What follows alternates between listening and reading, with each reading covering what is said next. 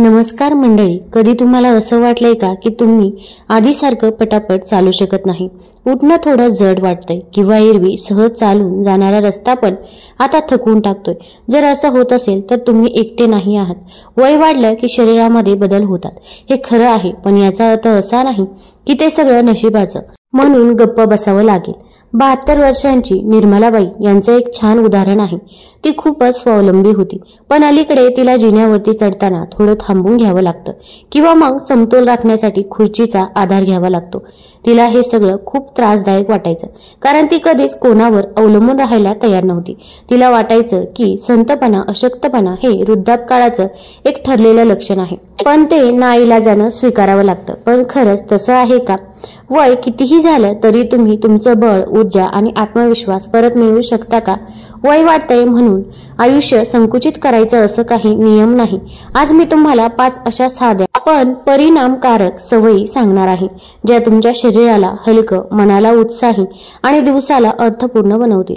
या सवयी फार कठीण नाहीत, त्यांची सुरुवात तुम्ही आजपासूनच सुरू करू शकता. आणि हो, शेवटच्या 2 सवयी तुमचं आयुष्य बदलून टाकतील, एवढं नक्की आहे. सगळं फक्त जगायला जास्त वर्ष मिळते म्हणून नाही आहे, तर मिळालेल्या प्रत्येक दिवसामध्ये भरभरून जगता यावं म्हणून आहे. तुम्हाला रोज सकाळी उठल्यावर ताजतवानं वाटावं असं वाटताना मग चला पहिलं पाऊल टाकूया. नव्यानं उभं राहण्यासाठी सुरुवात इथूनच करूया. आपल्या शरीरात नेमकं काय बदलतंय ते समजून घ्या. वय वाढतं म्हणजे थांबून जायचं असं काही नाही. शरीरात बदल होतात तेव्हा त्यानुसार त्याची योग्य ती काळजी घेणं फार महत्वाचं असतं. म्हणजे अनेक लोकांना वाटतं की स्टिफनेस, थकवा किंवा मग कमजोरी ही वयानुसार येणारच आहेत, पण बऱ्याचदा हे निष्क्रिय राहण्यामुळे होतं, वयामुळे नाही. निर्मलाबाईंच्या बाबतीत असंच झालं. ती हळूहळू कमी चालायला लागली आणि त्यामुळे तिचे स्नायू कमकुवत व्हायला लागले. मग हालचाल अजून कठीण वाटू लागली. अशा प्रकारे ती एका वाईट चक्रामध्ये अडकली. जितकी कमी हालचाल तितकं जास्त अशक्तपणा. पण जेव्हा तिने हे सगळं बदलायचं ठरवलं तर सगळं हळूहळू सुधारायला लागलं. आपलं शरीर हे चालण्यासाठी, हलण्यासाठी बनलेलं आहे. तुम्ही जर ते वापरत नाही तर ते होतच. थकल्यासारखं वाटतं. जर एखादी गाडी खूप दिवस चालवली नाही तर तिचं इंजिन चालू होणं कठीण असतं. तसंच आपल्या शरीराचं होतं. पण जसं तुम्ही दररोज गाडी चालवता तशी ती सुरळीत होते, तसंच रोज थोडं चालणं, हालचाल करणं हे तुमचं शरीर परत बळकट करत. सुरुवात अगदी छोटी करा. लांब पायपीट शक्य नसेल तर घराभोवती थोडं फिरा. सकाळी स्टिफनेस वाटत असेल तर बेडवरून उठण्याआधी थोडं अंग मोकळं करा. जिन्यावर चढणं अवघड वाटत असेल तर एका पायरीवर वर खाली होण्याचा सराव करा. या छोट्या गोष्टींचा फार मोठा परिणाम होतो. निर्मलाबाईने दिवसातून 5 मिनिटे चालायला सुरुवात केली, पण काही दिवसातच तिचे पाय मजबूत वाटायला लागले, समतोल सुधारायला लागला आणि आत्मविश्वास वाढला. वय काहीही असो, शरीर मजबूत होऊ शकतं. तुमचं शरीर लवचिक आहे आणि ते दररोज तुमच्या कृतीला प्रतिसाद देतं. हालचाल ही पर्याय नाही तर ती गरज आहे, विशेषतः जेव्हा तुम्हाला तुमचं स्वातंत्र्य अबाधित ठेवायचं असेल. दुसरी महत्वाची गोष्ट म्हणजे थकवा ही एक सामान्य गोष्ट आहे असं समजणं बंद करा. वयानुसार सर्वात जास्त जाणवणारी समस्या तर ती म्हणजे सततचा थकवा. सकाळी उठल्यावरही थकवा जाणवतो. दुपारी काही न केल्यानंतरही विश्रांती घेणे आवश्यक वाटत असते. तसेच संध्याकाळी तर काहीच केलं नसेल तरी सुद्धा शरीर एकदम दमलेलं वाटतं. निर्मलाबाईंनाही हाच अनुभव येत होता. त्यांना वाटायचं की थकवा हा वयानुसार येणाऱ्या गोष्टींपैकीच एक आहे, पण त्यांना हे माहीतच नव्हतं की बहुतांश वेळा थकवा वाईट सवयीमुळे होतो, तो वयामुळे नाही. अपुरी झोप, पुरेशी हालचाल नसणं आणि शरीराला आवश्यक तेवढं पाणी न मिळणं या सवयीमुळे शरीर थकल्यासारखं वाटतं. जर तुम्हालाही नेहमी थकवा जाणवत असेल तर आता वेळ आली आहे की थोडा विचार करा. मग यामागचं खरं कारण नक्की काय आहे? तुम्ही पुरेसं पाणी पिता का? शरीरात पाण्याची कमतरता म्हणजे डिहायड्रेशन झालं की त्याचा थेट परिणाम थकव्यावरती होतो आणि हे तुम्हाला लक्षातही येत नाही. तुम्ही नीट झोपता का? झोप पुरेशी आणि शांत नसेल तर मन दुसूर वाटतं, अंगात काही करावंसं वाटत नाही आणि संपूर्ण शरीरावरती त्याचा ताण येतो. तुम्ही दिवसभर पुरेशी हालचाल करता का? गंमत म्हणजे जितकी कमी हालचाल तितका जास्त थकवा जाणवतो. हे सगळं सुधारण्यासाठी काही साधे सोपे उपाय आहेत. सर्वप्रथम पाणी प्यायला विसरू नका. अनेकदा लोकांना वाटतं की ते थकलेत, पण खरं तर त्यांचं शरीर फक्त पाण्यामुळेच थकलेलं असतं. त्यामुळे दिवसभरामध्ये वेळोवेळी पाणी प्यायचं. दुसरं म्हणजे झोपेच्या सवयीकडे लक्ष द्या. रोज शक्यतो एकाच वेळी झोपायला जा आणि उठण्याचा प्रयत्न करा. झोपण्याआधी मोबाईल, टीव्ही यासारख्या स्क्रीनपासून दूर राहा, कारण यामधून येणारा निळसर प्रकाश आपल्या झोपेचा नैसर्गिक हार्मोन्स बिघडवतो. तिसरी गोष्ट आहे तर ती म्हणजे शरीर थोडं हलवा. आता ऐकायला आपल्याला उलट वाटेल, पण आपण जितकी थोडी जरी हालचाल वाढवली तरी शरीरामध्ये खूप जास्त ऊर्जा येते. हालचाल थकवत नाही, उलट तीच तर ऊर्जा देणारी आहे.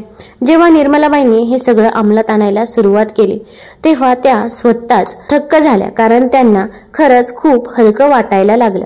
आधी जसं दिवसभर काही केलं नाही तरी दमल्यासारखं वाटायचं, तसं आता होत नव्हतं. सकाळी जाग होताच त्यांना अंगात नवा उत्साह वाटायचा. त्यांना कळून चुकलं की माझ्या सवयी चुकीच्या होत्या.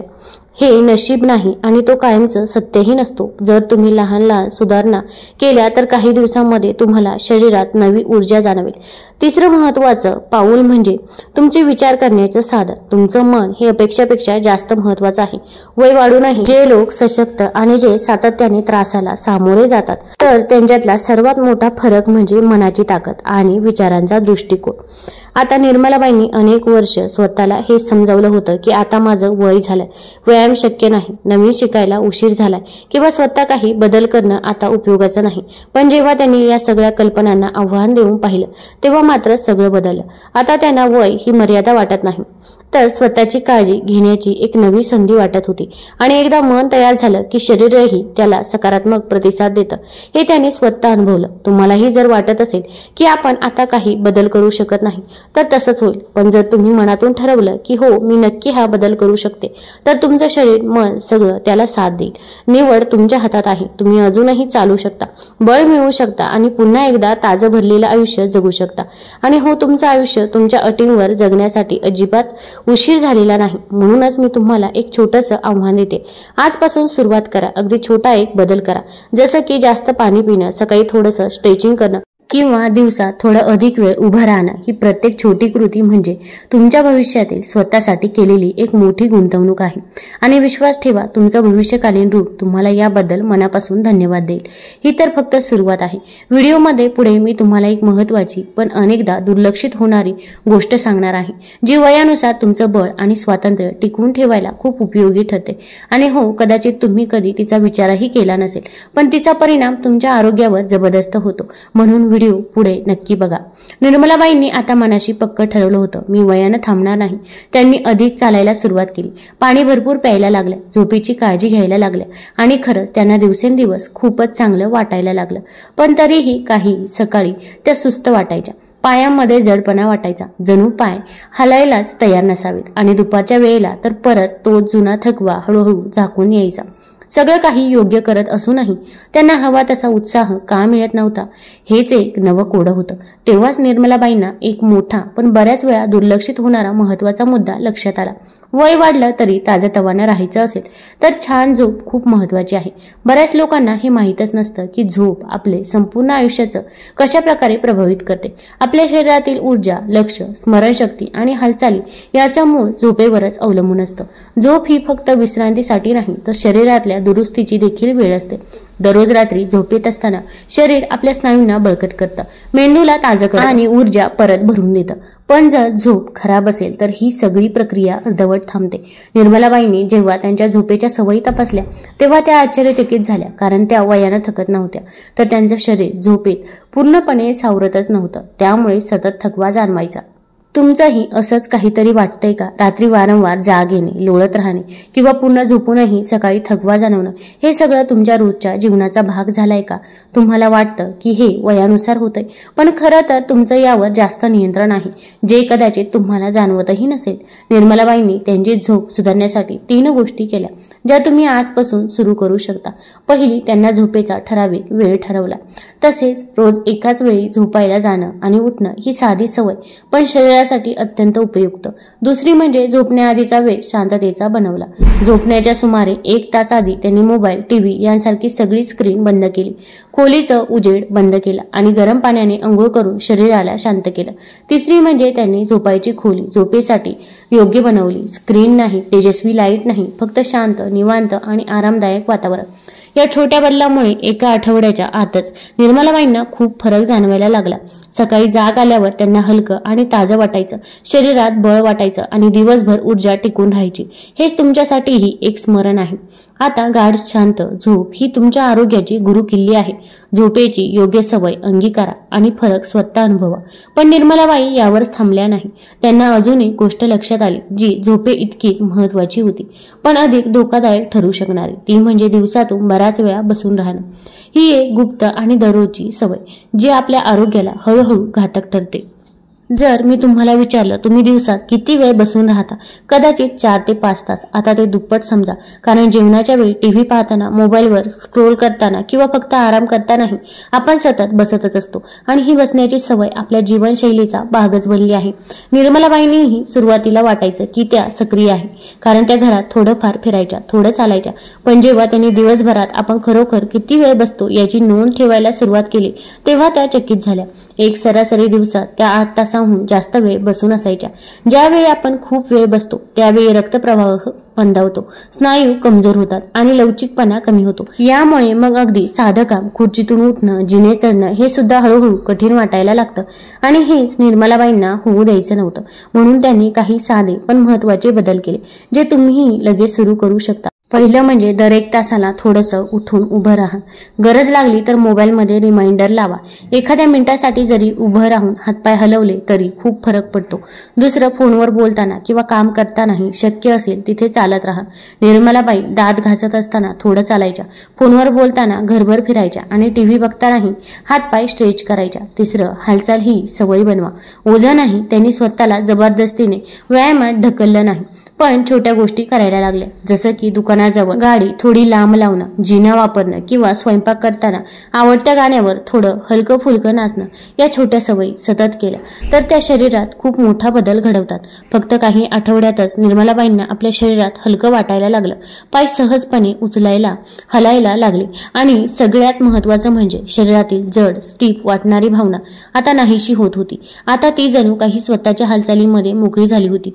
मी अगदी स्पष्ट सांगते, हालचाल हीच स्वातंत्र्याची खरी गुरुकिल्ली आहे। जितका वेळ तुम्ही एकाच जागी बसून राहता तितकं पुन्हा हलणं अधिक कठीण होत जातं आणि एक दिवस येतो जेव्हा अगदी साधं काम, खुर्चीतून उठणं की फक्त खाली ओलांडणं हेही कठीण वाटायला लागतं। पण या सगळ्यातून बाहेर पडणं शक्य आहे आणि ती ताकद तुमच्यात आहे। फक्त आजपासून ठरवा, रोज थोडी जास्त हालचाल करायची। काल जेवढं केलं त्याहूनही आज थोडं जास्त। निर्मलाबाईंना आता खूपच छान वाटत होतं। झोप सुधारली होती, हालचाल वाढली होती आणि तिच्या अंगात नवी ऊर्जा आली होती।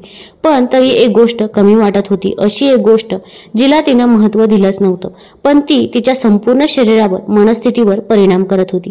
व्हिडिओ पाहत राहा। पुढे मी तुम्हाला हीच एक खास गोष्ट सांगणार आहे। ती मोफत आहे, कोणताही विशेष प्रयत्न न करता येते आणि ती तुमचं आरोग्य अगदी लगेच सुधारू शकते। ही गोष्ट तुम्ही चुकवू नये। ही गोष्ट म्हणजे सूर्यप्रकाश। निर्मलाचं सगळं सुरळीत चालू होतं। ती चालत होती, कमी वेळ बसत होती आणि छान झोप घेत होती। एक दिवस दुपारी पोर्चवर निवांत बसलेली असताना तिला जाणवलं एवढं सगळं सुधारूनही तिच्या अंगात कधी कधी स्टिफनेस येतं, मन थोडं खचलेलं वाटतं आणि त्याचं कारणच समजत नव्हतं। तेव्हा तिच्या डॉक्टरांनी एक साधा पण महत्त्वाचा प्रश्न विचारला, तुम्ही बाहेर किती वेळ जाता? तिने विचार केला, हो, ती थोडं चालते खरं, पण बराचसा वेळ हा घरातच जातो। पुस्तक वाचणं, टीव्ही पाहणं, थोडंसं घरकाम आणि तिच्या लक्षातच आलं नव्हतं की घरात सतत बंद राहणं तिच्या तब्येतीवर परिणाम करत होतं। अनेकांना माहिती असतं की सूर्यप्रकाशामुळे आपल्या शरीरात व्हिटॅमिन डी तयार होतं, पण खूप थोड्यांना हे माहीत असतं की हे व्हिटॅमिन वयानुसार आणखीनच महत्त्वाचं ठरतं, कारण हे व्हिटॅमिन हाडं मजबूत करतं, स्नायूंना लवचिक ठेवतं आणि सांधेदुखीपासून दूर ठेवतं। जर शरीरात याची कमतरता असेल तर हाडं कमकुवत होतात, पडण्याचा धोका वाढतो आणि शरीर स्टीफ वाटायला लागतं। आणखी आश्चर्याची गोष्ट म्हणजे वय जसं जसं वाढतं तसं तसं आपल्या शरीराची व्हिटॅमिन डी तयार करण्याची नैसर्गिक क्षमता कमी होत जाते। म्हणजे जर आपण पुरेसं ऊन घेतलं नाही तर आपण हळूहळू एक अत्यावश्यक गोष्ट गमावतो, तीही मोफत असून सुद्धा। निर्मलाबाईंनीही हे माहीत नव्हतं। त्यांना वाटायचं की सांधेदुखी आणि थकवा हे वयानुसार आलेले असतील, पण प्रत्यक्षात ते सूर्यप्रकाशाच्या कमतरतेमुळेही होत होते। मग त्यांनी ठरवलं, एक प्रयोग करून बघूया। दररोज सकाळी 10 मिनिटं त्या फक्त पोर्चवर बसू लागल्या। कुठलाही मोठा सराव नाही, विशेष तयारी नाही, फक्त सूर्यप्रकाशात बसणं, जिथे सूर्याची ऊब त्यांच्या त्वचेला जाणवेल इतपत। केवळ काही आठवड्यांमध्येच त्यांना फरक जाणवायला लागला। मूड चांगला वाटू लागला, सांधे सैल वाटले आणि झोप तर आणखीनच सुधारली। आणखी खास म्हणजे विज्ञान देखील हे मान्य करतं। संशोधन सांगतं की रोज सूर्यप्रकाशात बसल्यामुळे झोप चांगली लागते, मूड उठावदार राहतो, रोगप्रतिकारक शक्ती वाढते आणि मेंदूचं आरोग्यही सुधारतं। म्हणूनच आता मी तुम्हाला एक प्रश्न विचारते, तुम्ही दररोज किती वेळ सूर्यप्रकाशामध्ये राहता? जर उत्तर फार थोडं असेल तर आता वेळ आली आहे काहीतरी बदल करण्याची। आणि सगळ्यात चांगली गोष्ट म्हणजे हे बदल खूपच सोपे आहेत। आजपासून ठरवा, दिवसातून फक्त 10 ते 15 मिनिटं जरी सूर्यप्रकाशामध्ये बसायचं। बाहेर अंगणात, गच्चीवर, पोर्चवर, जिथे शक्य असेल तिथे।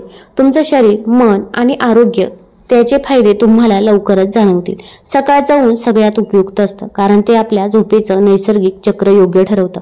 पण दिवसात कोणत्याही वेळी थोडासा तरी सूर्यप्रकाश मिळणं हे काही न मिळण्यापेक्षा नेहमीच चांगलं। दुसरी महत्त्वाची गोष्ट म्हणजे हा सूर्यप्रकाश तुमच्या रोजच्या सवयींचा भाग करा, जसं की कॉफी बाहेर अंगणात बसून प्या, जेवणानंतर थोडा फेरफटका मारा किंवा अगदी फक्त खिडकीजवळ सूर्यप्रकाशात बसण्याचा अनुभव घ्या। तिसरी गोष्ट म्हणजे जास्त वेळ उन्हात बसणार असाल तर त्वचेची काळजी घ्या, थोडंसं सनस्क्रीन लावा, पण सूर्यप्रकाशापासून घाबरू नका, तुमच्या शरीराला त्याची गरज आहे।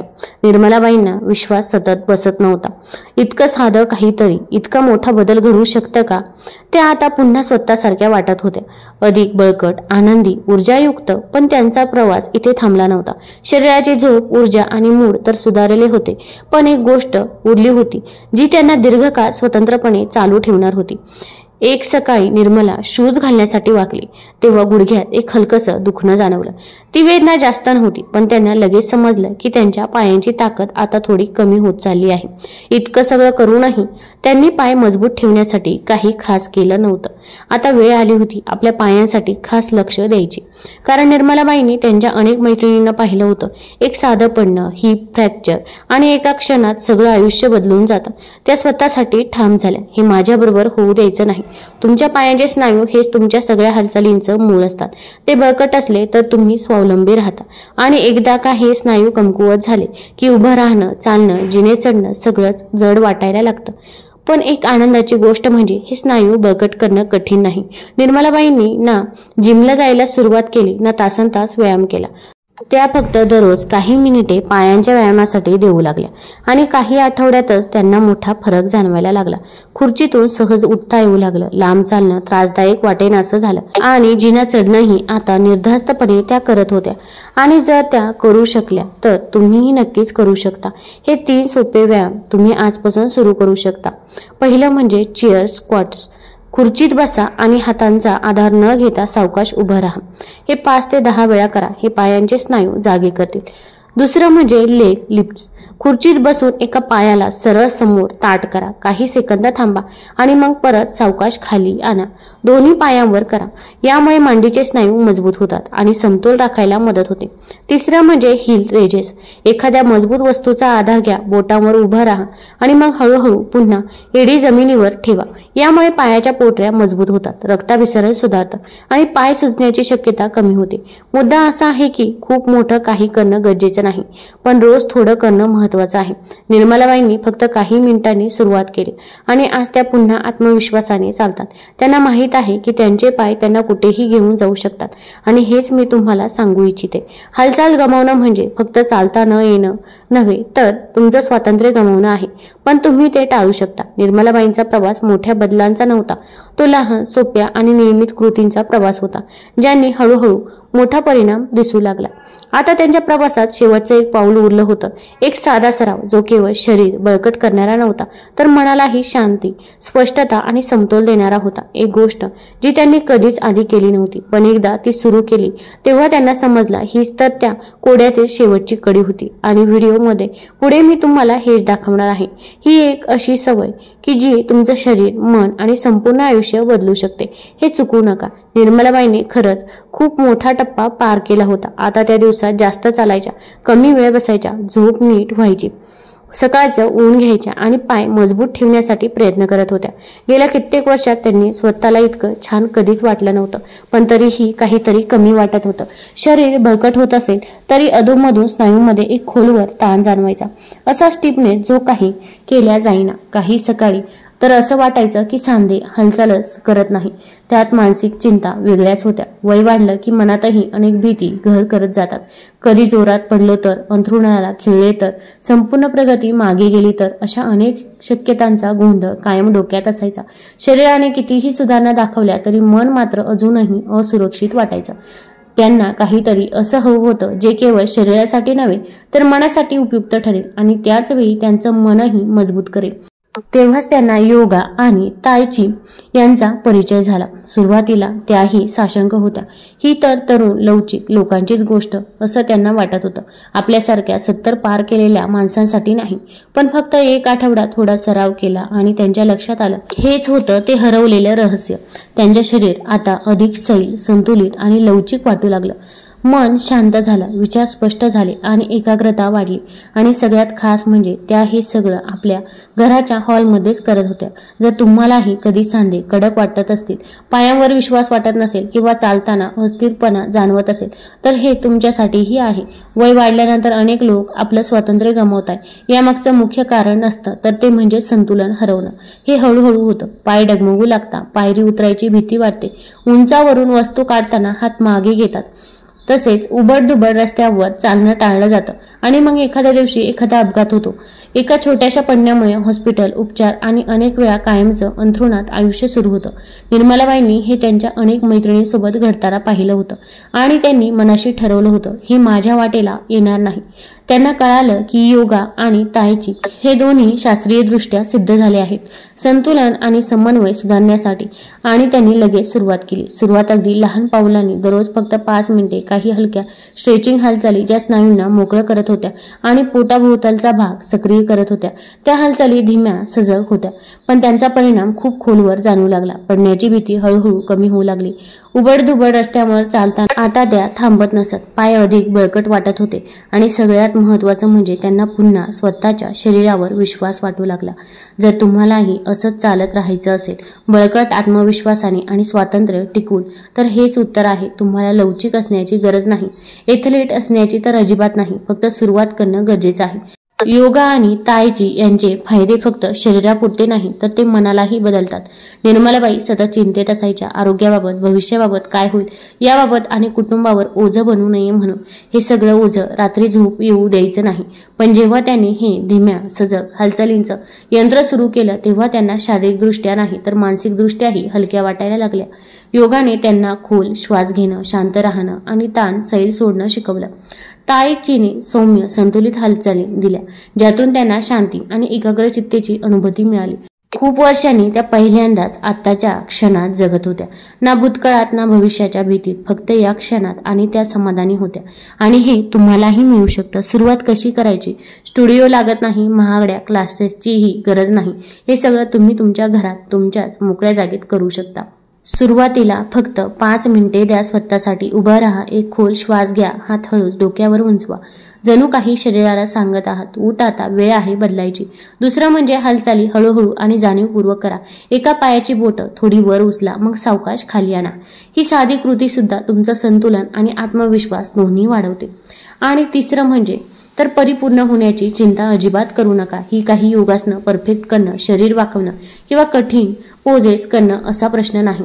शरीर हलवणं, श्वास ओढणं आणि स्वतःला अधिक चांगलं वाटू देणं आहे. निवड तुमच्या हातात आहे. निर्मलाबाईंचा प्रवास छोट्या छोट्या बदलांनी सुरू झाला होता.